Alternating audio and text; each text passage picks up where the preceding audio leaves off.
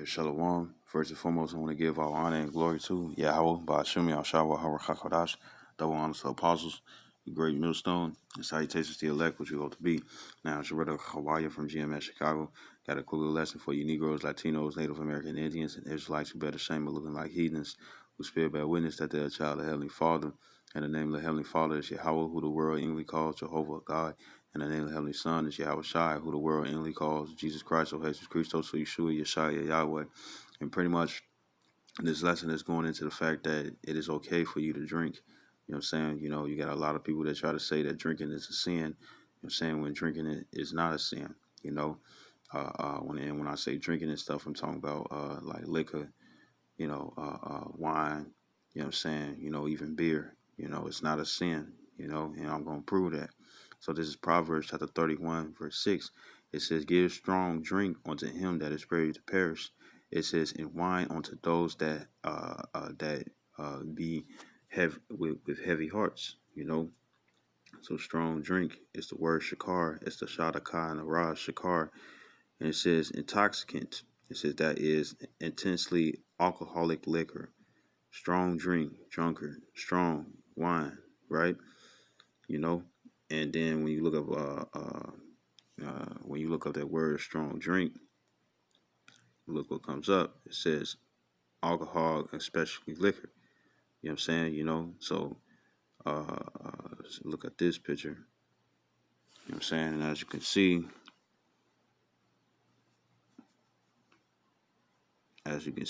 it's all types of, you know, you got Captain Morgan's, you know, Bacardi, you know, Smirnoff.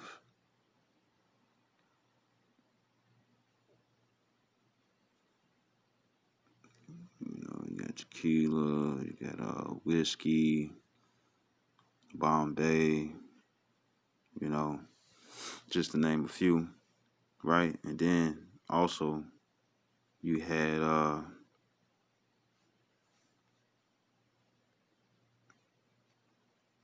I think this is the picture.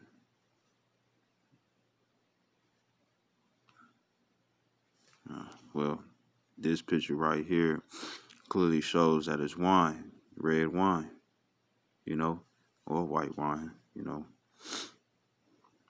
And then I think that picture that didn't clearly come in and stuff, I think on the right hand side and stuff, that was a bunch of beer, you know. So it says strong drink, right? And it says in wines, and it says in wine unto those that be of heavy hearts. You know what I'm saying? It says verse 7, it says, let him drink and forget his poverty, or remember his misery no more, you know. So this is because that's what it does, you know what I'm saying? It appeases you, it relaxes you, you know what I'm saying? So this is Genesis chapter 29, verse 20. It says, and Jacob served 7 years for Rachel. It says, and they seemed unto him but a few days for the love he had to her, which also means that because remember, just to put this out here, Laban, you know what I'm saying, which was the father of Rachel and Leah, you know, they was in his custody. They still was underneath the possession, you know what I'm saying, of their father Laban. You know what I'm saying? But right here it says and Jacob served 7 years for Rachel. You know what I'm saying? Because that's who he wanted. He didn't want Leah. He wanted Rachel. And he was working, you know what I'm saying, for them. You know what I'm saying? You know, and what it was like a purchase. You know what I'm saying? You know, for the woman. So Rachel would be underneath the custody of Jacob, right? It says, and they seemed unto him but a few days for the love he had to her. It says, verse 21. It says, and Jacob said unto Laban, give me my wife, for my days are fulfilled, that I may go in unto her, right? It says, and Laban gathered together all the men of the place and made a feast. It says, and it came to pass in the evening that he took Leah his daughter and brought her on her to him, and he went in onto her. You know what I'm saying? Verse 24, it says, and Laban gave unto his daughter Leah Zipporah, his maid, for a handmaid. Verse 25, it says, and it came to pass that in the morning, behold, it was Leah, and he said to Laban, what is this that thou hast done unto me? It says, did not I serve with thee for Rachel? Wherefore then hast thou beguiled me? And think about it and stuff. You know, if they wasn't drinking anything that would cause them to be intoxicated and stuff and feeling so good, you really think that this man worked 7 years and stuff just so he could get with Rachel and stuff because he loved her so much and stuff and wanted to deal with her, which is how you know that Rachel was really like real fine. She was fine as hell, and uh uh uh you really think that if they was just drinking juice or water, you know what I'm saying? You know, you really think that he would miss and not see that it was not Rachel, but actually Leah. He was drunk. You know what I'm saying? He was drunk. So this also proves that you can drink strong drink. So this is Genesis chapter 9, verse 20. It says, and Noah began to be an husbandman, and he planted a vineyard, and he drunk of the wine and was drunken. It says, and he was uncovered within his tent, and this is meaning he was naked. So when you go to drunken, right, it's the word shakar again. It's the shadakana ra. It says become tipsy. It says in qualified sense to satiate with a stimulated drink. You know what I'm saying? See, he was under the influence, even though it says figuratively, but it was physically. He was under the influence. You know what I'm saying? It says be filled with drink abundantly, or drunken, be merry. You know what I'm saying? So he's feeling good, and this is what drink do. Drink make you feel good and stuff. You know what I'm saying? It makes you cast off all your worries and things that's heavy upon your mind and stuff. So even Noah got drunk. You know what I'm saying? But it wasn't a sin. You know. So this is Matthew's chapter 11, verse 19. And it says, the Son of Man came eating and drinking, and they say, behold, a man gluttonous and a winebibber, a friend of publicans and sinners, but wisdom is justified of her children. You know what I'm saying? It's referring to Yahushua because this is who they call the winebibber in the first place. So it says a tippler, wine bearer. You know what I'm saying? So we're going to go to that. And the etymology means the origin, and ology means the study of, so the study of the origin of the word. So this is wine bibber. Wine bibber says drunkard. You know what I'm saying? How can you get drunk? You can't get drunk off water. You can't get drunk off fruit juice. You know what I'm saying? You can only get drunk off strong drink. You know what I'm saying? And then also if it really was a sin, you know what I'm saying, to drink wine or liquor and stuff, then why would Yahweh Shai turn the water into wine? And everybody know that story, you know. Even when it comes down to when you go to your church and stuff, and they read Matthew 26, you know what I'm saying, that to eat the bread for it's for this is bone of my body and my flesh, right? And then when you drink, since it's children usually, uh, um, since there's children usually around and whatnot and stuff, they don't give the children wine. They just give grape juice. You know what I'm saying? But grape juice is made from the grape, just like it is, just like wine is made from the grape. And people know that wine is usually supposed to be used, you know what I'm saying, and not grape juice. You know what I'm saying? But they do it just because of the children and whatnot. But it's supposed to be wine, and everybody knows that. You know what I'm saying? So it's okay to drink it. At the Last Supper, it says wine, bibber, you know what I'm saying? Let me see what bibber means. Bibber means it says drinker, tippler. You know what I'm saying? To drink heartily. So I'm gonna copy and paste. Put this word right here. What is tippler? Tippler. It says seller of alcohol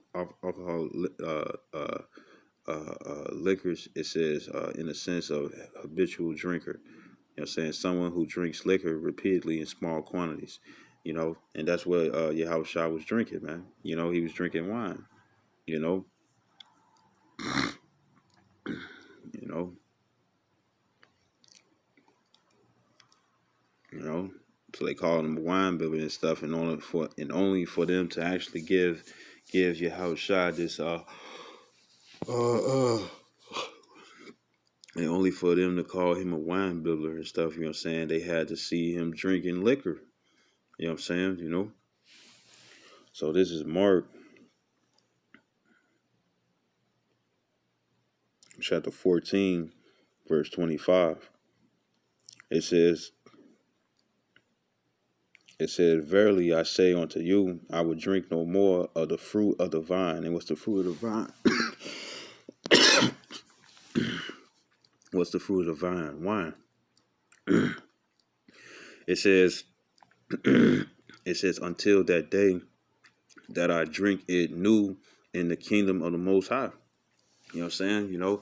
So Yahweh Shai is referring to the elect, the 144,000, which consists of 12,000 men, each of the 12 tribes of Israel, the government body, and the 1/3, which consists of men, women, and children who are Israelites, who believe, no matter how they look, that he's gonna hold off from drinking wine or any strong drink, for that matter.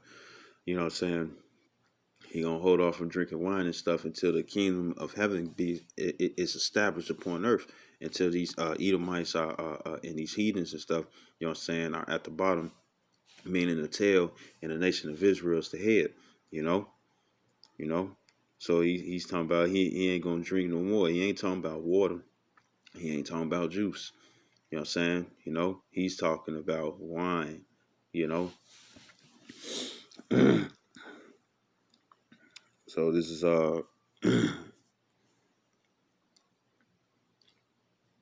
this Sirach, or Ecclesiasticus, and Apocrypha.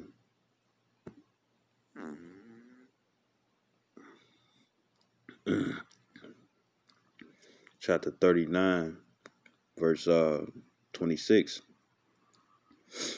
It says, the principal things for the whole use of man's life are water, fire, iron, salt and salts, flour, wheat, honey, milk, and the blood of the grape, and oil, and clothing.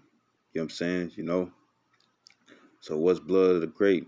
Is wine. You know. Uh,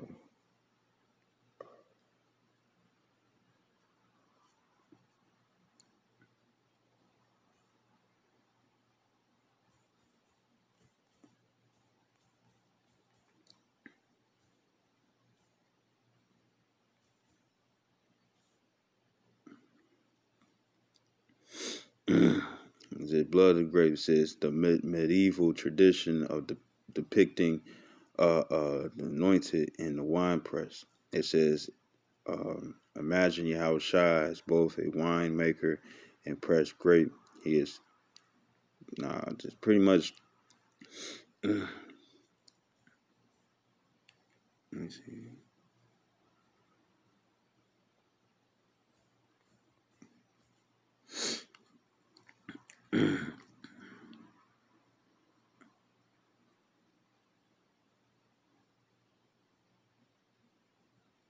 All right, see, it says, yeah, that's where it says in Genesis and in Deuteronomy, it says, we are also find wine described as having a privilege and purified status because it is the blood of the grape.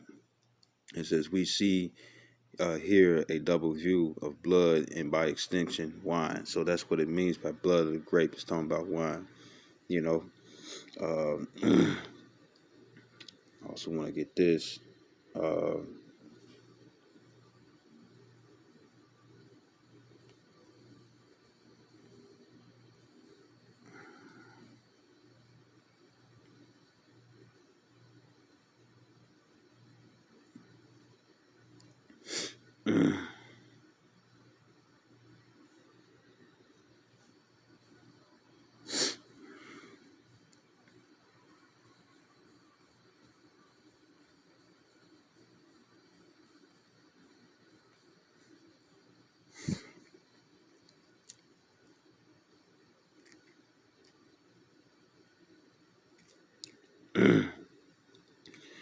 Is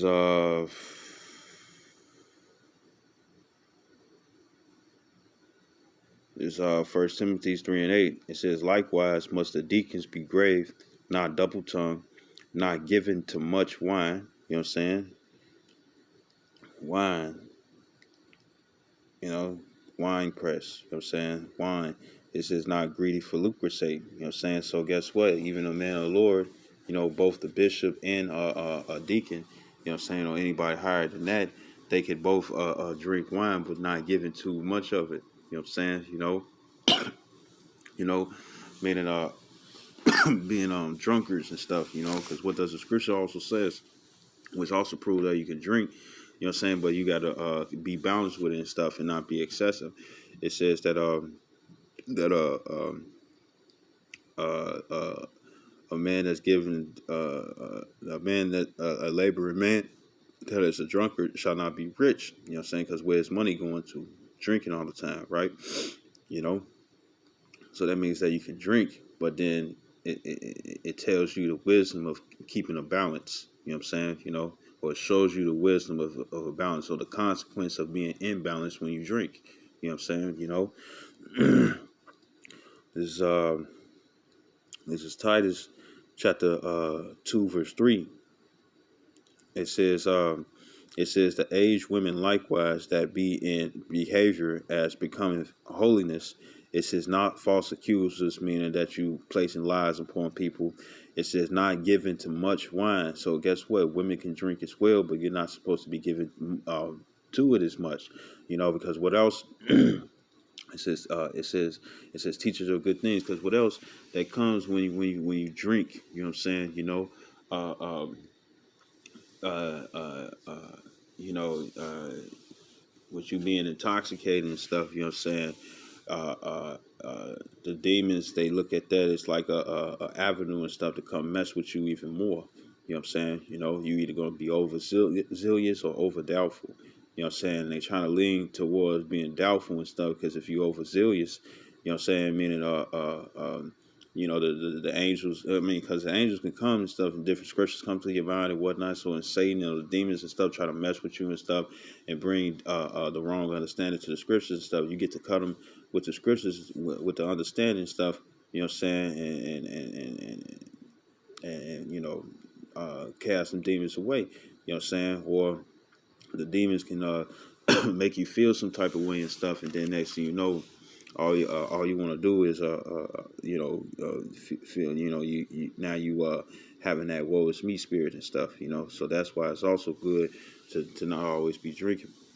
You know what I'm saying? I mean, to be balanced with your drinking. I'm gonna say that. So it's okay to drink. You know what I'm saying? Ain't nothing wrong with it. You know, and this video was edifying, and I'd like to give all honor and glory to Yahweh by Hashem Yahshua Harakakadash. Double honors to apostles, a great millstone, and salutations to the elect, which we ought to be. Shalom, wa ba ba ba.